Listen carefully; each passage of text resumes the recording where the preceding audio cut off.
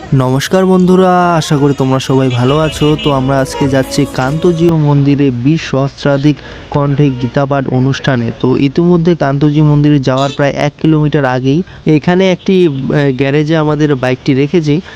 সামনের দিকে আরও গ্যামজাম বেশি, তাই আমাদের মনে হলো যে এইদিকে বাইকটা রাখাই বেস্ট হবে। আর যারা অটো রিজার্ভ নিয়ে এসছে তারাও কিন্তু এখানেই নেমে যাচ্ছে, কেননা সামনের দিকে অটো আর যেতে দিচ্ছে না, শুধু বাইক ছাড়া। তাই অটোতে যারা এসছে তারা এখানেই নেমে যাচ্ছে। তো এখানেই তোমরা রাস্তাতে যত মানুষ দেখতে পাচ্ছ, অবশ্যই তো একটা ধারণা পেয়ে গেছো যে কত মানুষ হতে চলেছে এই অনুষ্ঠানে। রাস্তা তো নয়, যেন এই এক জনসমুদ্র। সবারই গন্তব্য একটি, সেটা হলো কান্তজিউ মন্দির। সবাই সামনের দিকে এগিয়ে চলছে, এটা দেখারও একটা অন্যরকম ফিলিংস হচ্ছে, কি আর বলবো। যারা যারা কান্তজিউ মন্দিরে এই অনুষ্ঠানে আসনি, আমি সত্যি করে বলছি 100% যে তোমরা খুব আফসোস করবে, তোমরা খুব মিস করবে এই সময়টাকে। এই যে মুহূর্তগুলো, এগুলো খুব মিস করতে চলেছো তোমরা। তো আমাদের প্রায় 1 কিলো মতো হাঁটতে হবে। তো এখানে দেখতে পাচ্ছ অটোগুলো সারি সারি করে দাঁড় করানো রয়েছে, কেননা সামনে ব্যারিকেড পার হয়ে কিন্তু তারা যেতে পারবে না। আরে আরে আরে আরে, তোমরা দেখতে পাচ্ছ এখানে কিন্তু অনেকগুলো মেয়ে তারা যাচ্ছে কান্তজিউ মন্দিরে। সবারই কিন্তু এক কালারের শাড়ি, আর এটা দেখতে কিন্তু আসলে অনেক ভালো লাগছে। আসলে মেয়েদের জন্য কিন্তু বলা হয়েছিল যে সাদা শাড়ি, লাল পাড়ের শাড়ি সবাই পরে আসবে, এবং ছেলেদের জন্য ধুতি পাঞ্জাবি। কিন্তু এখানে ছেলেদের তেমন ধুতি পাঞ্জাবি লক্ষ্য করছি না, কিন্তু মেয়েদের কিন্তু দেখছি যে সবাই শাড়ি পরে এসছে, আর দেখতে বেশ ভালোই লাগছে। তো আমরা যে রাস্তাতে হেঁটে যাচ্ছি সেটা তো তোমরা দেখতেই পাচ্ছ মানুষে পরিপূর্ণ, কিন্তু ওই দূরের ওই রাস্তাটা যদি তোমরা দেখতে পেয়ে থাকো, তাহলে তোমরা হয়তো খেয়াল করবে সম্পূর্ণ রাস্তা কিন্তু অটো ভ্যান গাড়িতে একদম পরিপূর্ণ, পুরো জ্যাম হয়ে রয়েছে। আর অনেক মানুষ বিরক্ত হয়ে আবার এই ভুট্টা ক্ষেতের মাঝ বরাবর তারা এই রাস্তায় চলে আসছে। তো যাই হোক, প্রায় 10 মিনিট হাঁটার পর আমরা চলে আসলাম আমাদের কান্তজিউ মন্দির প্রাঙ্গণে। তো এখানে এসে আমি অনেক দোকানপাট লক্ষ্য করছি, প্রায় মেলার সময় যেরকম দোকান থাকে ঠিক সেরকম দোকান বসছে এখানে। আর আমার পিছনে কিছু ভাই ব্রাদার আসছিল যারা ধর্মীয় স্লোগান দিচ্ছিল, আর এটা একটা অন্যরকম ফিলিংস, কী বলবো, আর ভালো লাগছিল। তো তারা জয় শ্রীরাম স্লোগান দিচ্ছিল। আর ফাইনালি আমরা চলে আসলাম আমাদের সেই কাঙ্ক্ষিত মঞ্চে। তো আমরা মঞ্চের পিছন দিকে রয়েছি। এখানে দেখতে পাচ্ছি যে বট গাছের নিচে কিন্তু আমাদের গীতাপাঠের মঞ্চটা করা হয়েছে। তো এখানে শুধু মানুষ আর মানুষ, আমি বুঝতে পারছি না আসলে কোন পাশ দিয়ে আমাদেরকে যেতে হবে। তো এই পাশে তো বাঁশ লাগা রয়েছে, ব্যারিকেড।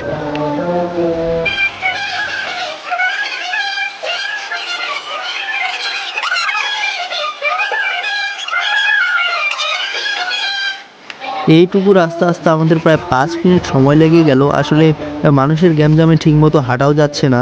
তো এখানে এত এত দোকান দেখে আমার মনে হচ্ছে যেন অসময়ে কান্তজি মেলা বসে গেছে। তো তোমরাও ঠিক এমনটাই ভাবতে পারো। তো এখানে কান্তজি মেলার চেয়ে কিন্তু বেশি লোকের উপস্থিতি লক্ষ্য করা যাচ্ছে। আসলে কান্তজিউ মেলাতেও কিন্তু এত পরিমাণ ভিড় হয় না।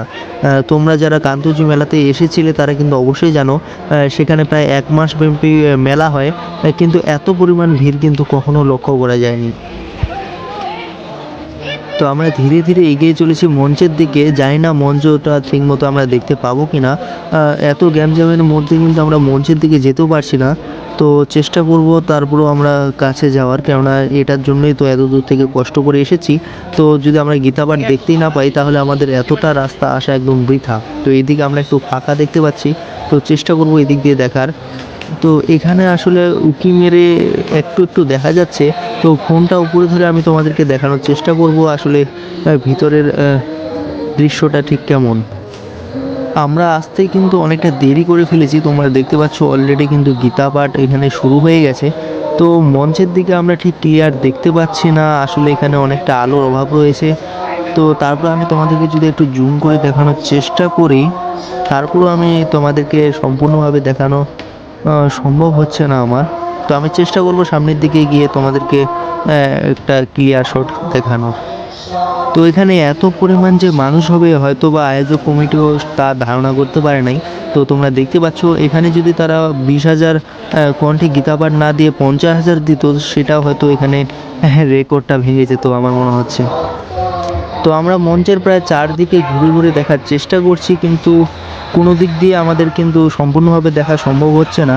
তো এখানে তোমরা দেখতে পাচ্ছ এখানে অনেক আরও মেয়েরা রয়েছে যারা এখানে গীতা পাঠ করার জন্য এসেছিল, কিন্তু তারা এখানে বসার জায়গায় পায়নি। আসলে এখানে পর্যাপ্ত পরিমাণ জায়গার অভাব রয়েছে, 20,000-এর অধিক লোক হয়ে গেছে, যেটা আসলে কি বলবো, অকল্পনীয়। তো আমরা চেষ্টা করব সামনের দিকে যাওয়ার। আর ফাইনালি আমি তো যেতে পারিনি, তবে আমার এক সাংবাদিক কাকুর কাছ থেকে আমি এই ভিডিওগুলো সংগ্রহ করেছি তোমাদের দেখার সুবিধার্থে। তো আমরা একটু মনোযোগ সহকারে গীতা পাঠ শুনবো।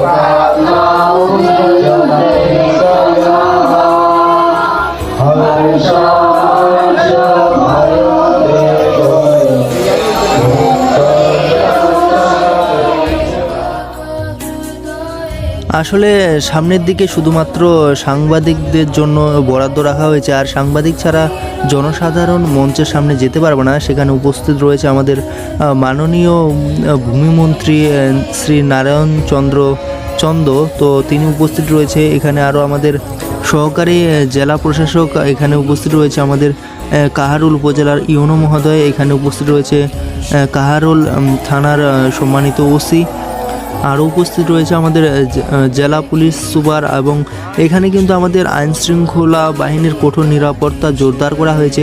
এখানে পুলিশের পাশাপাশি ডিবি পুলিশ, গোয়েন্দা পুলিশ এবং আরও অন্যান্য প্রশাসনিক নেতৃবৃন্দ লক্ষ্য করছি আমরা। তো আমরা চেষ্টা করব কান্তজিও মন্দির দর্শন করার, কেননা তখন থেকে কিন্তু আমরা এই মঞ্চের আশেপাশে রয়েছি, এখন অবধি কান্তজিও মন্দির দর্শন করতে পারিনি। তো আসলে এখানেও প্রচুর পরিমাণে ভিড় রয়েছে এবং আমরা কিন্তু এখনও কান্তজিও মন্দিরের গেট অবধি যেতে পারছি না। এখানে সবাই লাইন ধরে দাঁড়িয়ে রয়েছে ভিতরে কান্তজিও মন্দির দর্শন করার জন্য। আমরাও চেষ্টা করব তাদের এই ভিড়ের সঙ্গে ভিতরে চলে যাওয়ার, কেননা এখানে ফাঁকা সময়ের অপেক্ষা করা বোকামি হবে। তো আমরা এখানে চেষ্টা করছি তাদের সঙ্গে ভিতরে যাওয়ার। এখানে সবাই খুব উৎসুক এবং মানে উৎফুল্ল হয়ে রয়েছে কখন তারা কান্তজিও মন্দিরের ভিতরে প্রবেশ করতে পারবে এবং দর্শন করতে পারবে। তোমরা দেখতে পাচ্ছ সবাই কিন্তু এখানে ভিতরে প্রবেশ করছে। তো আমরাও তাদের সঙ্গে সঙ্গে ভিতরে প্রবেশ করছি এবং ভিতরে প্রবেশ করার পর একটা অন্য ধরনের প্রশান্তি অনুভব করছি। এবং ভিতরে ঢোকার পরে যেটা আমি দেখলাম তা কিন্তু অকল্পনীয়। বাইরে ঠিক যতগুলো মানুষ রয়েছে, ভিতরের অবস্থাও ঠিক একই রকম। সম্পূর্ণ মন্দির প্রাঙ্গণ কানায় কানায় পরিপূর্ণ রয়েছে। এখানে কিন্তু সবাই মন্দির পরিক্রমা করছে। তো আমরাও চেষ্টা করব মন্দির পরিক্রমা করার। আসলে অনেক দূর দূরান্ত থেকে অনেক ভক্তবৃন্দ এসছে, এমন কোনো জায়গা বাদ নেই। ঢাকা, আমাদের কুমিল্লা, আমাদের নাটোর থেকে শুরু করে আমাদের কিশোরগঞ্জ, নীলফামারী সব জায়গা থেকে কিন্তু আমাদের এখানে ভক্তবৃন্দ এসছে। পঞ্চগড়, পীরগঞ্জ, ঠাকুরগাঁও, কি আর বলবো। তো সবাই কিন্তু এখানে মন্দির দর্শন করছে।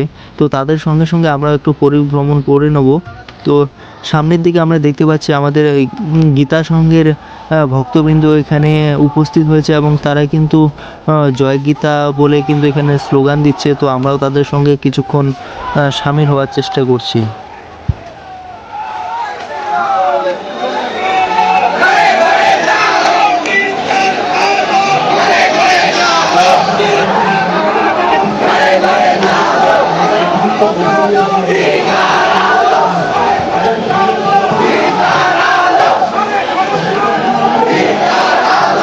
তো আমাদের পরিক্রমা শেষ করে আমরা চলে আসলাম আমাদের শিব মন্দিরের কাছে। তো এখানে দেখতে পাচ্ছ এই গাছের মধ্যে কিন্তু অনেকে লাল সুতো বেঁধে দিচ্ছে। তো এখানে সবার বিশ্বাস যে এখানে কোনো মনোকামনা ঈশ্বরের কাছে প্রার্থনা করে এই লাল সুতো বেঁধে দিলে তা পূর্ণ হয়, এমনই বিশ্বাস নিয়ে কিন্তু তারা এখানে লাল সুতো বাঁধছে। তো আমরা চেষ্টা করব আমাদের মহাদেবের মন্দির দর্শন করার। তো জানি না ভিতরে ঢুকে আসলে ভিডিও করা সম্ভব হবে কি না। এখানেও কিন্তু অনেক গ্যাঞ্জাম এবং সবাই কিন্তু এখানে সিরিয়াল নিয়ে আছে মহাদেবের দর্শন নেওয়ার জন্য। আসলে মহাদেবের ভিডিও করা আমার সম্ভব হয়নি। তো আমরা মন্দির থেকে বের হয়ে এসছি, আসলে বের হওয়ারটাও ভিডিও করতে পারিনি, কেননা সেখানে আমি এমন একটা মানে পরিস্থিতিতে পড়েছিলাম যে আরেকটু চাপ খেলে হয়তো আমার কয়েকটা পাঁজরের হাড়ে ভেঙে যেত। আসলে এত পরিমাণ ভিড় আর ধাক্কাধাক্কি হচ্ছিল সেখানে, কোনো রকম আমি বেরিয়ে এসেছি। তো এখানে মন্দিরের উত্তর দিকে তোমরা দেখতে পাচ্ছ এখানে কিন্তু ভোগ প্রসাদ রান্নাবান্না চলছে এবং এখানে প্রসাদ বিতরণ হচ্ছে। তো প্রসাদ নেওয়ার জন্য কিন্তু এখানে 50 টাকা প্রণামী দিয়ে একটা টিকিট নেওয়া লাগবে, তারপরে তোমরা এখানে প্রসাদ পাবে। তো আমরা এখানে প্রসাদ নিয়েছি এবং প্রসাদ গ্রহণও করলাম, কেননা দুপুর হয়ে গেছে এবং অনেকটা খিদাও পেয়েছে আমাদের। তো সবাই এখানে কিন্তু প্রসাদ গ্রহণ করছে। তো মন্দিরের পিছনের দিকেও কিন্তু একই অবস্থা, মানুষ আর মানুষ। আসলে আশেপাশে কোথাও কোনো ফাঁকা নেই, চারিদিকে শুধু মানুষ আর মানুষ। তো এত মানুষের ভিড়ে থাকা আসলে খুব কষ্টকর হয়ে যাচ্ছিল আর প্রচণ্ড গরম। যদিও আজকে তেমন একটা রোদ নেই, অন্য দিনের তুলনায় আজকে রোদ নেই, একটু মেঘলা আকাশ রয়েছে, যার জন্য আরও পরিস্থিতি খুব ভালো, স্বাভাবিকই বলা চলে। তবুও একটু গরম আছে, এত লোকের ভিড়ে কি আর বলবো। তো এখানে তারপরেও বেশ কিছু অ্যাম্বুলেন্স কিন্তু এখানে অ্যারেঞ্জমেন্ট করে রাখা হয়েছিল, বলা তো যায় না কখন কি ঘটে। আর এখানে আমাদের মন্ত্রী মহোদয়ের গাড়িবহর দেখতে পাচ্ছি, আমাদের সকল প্রশাসনিক গাড়িবহর এখানে রয়েছে। তো আমরা এখানে চেষ্টা করব এদিক দিয়ে বেরিয়ে যাওয়ার। আর এখনও অবধি কিন্তু প্রচুর পরিমাণে মানুষ আসতে আছে, ভক্তবৃন্দ আসতে আছে, অটো বাস মাইক্রো কিন্তু প্রচুর পরিমাণে আসছে ওইদিকে। তো আমরা চেষ্টা করব এখান থেকে অতি শীঘ্রই বেরিয়ে যাওয়ার, কেননা গ্যাঞ্জাম যত সময় যাচ্ছে তত গ্যাঞ্জাম বাড়ছে। আর আমাদের গীতা পাঠের অনুষ্ঠান কিন্তু প্রায় শেষ। এখন বর্তমানে আমাদের মন্ত্রী মহোদয় প্রেস ব্রিফিং করছেন, পাশাপাশি আমাদের এখানে আয়োজক কমিটিবৃন্দ বক্তৃতা দিচ্ছে।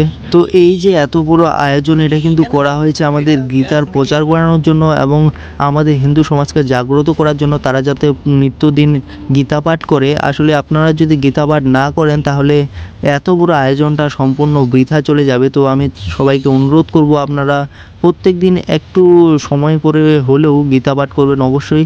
তো ভিডিওটা অবশ্যই শেয়ার করে সবাইকে দেখার সুযোগ করে দেবেন।